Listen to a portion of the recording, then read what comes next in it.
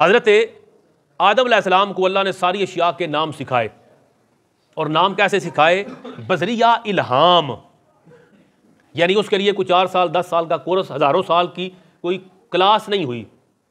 बज़रिया इल्हाम, लम्हा भर के अंदर वसी व अरीज इल्म अल्लाह ने आदम अलैहिस्सलाम के दिल में डाल दिया। यहां से एक सबक हमारे लिए है, वो ये कि एक इल्म हासिल करने का तरीका किताबों से सबकन सबकन पढ़ना है, मगर इल्म हासिल करना इसी तरीके पर मौकूफ नहीं, बल्कि अल्लाह तबारक व तआला जिसे चाहे इन तरीकों के अलावा इल्हाम के जरिए भी इल्म अता फरमा सकता है और अता फरमाता है। इसके लिए आप कोई किसी PhD स्कॉलर को ले लें।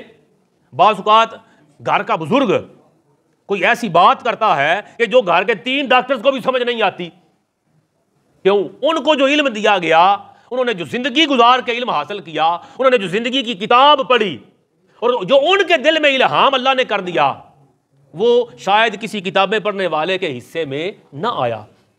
तो इल्म हासिल करने के 2 तरीके, एक बतदरीज सबकन सबकन इल्म हासिल करना, और दूसरा जिसको अल्लाह चाहे उसके दिल में इल्हाम की सूरत में अपने इल्म को डाल दे, जैसे अल्लाह ने आदम अलैहिस्सलाम के दिल में डाला।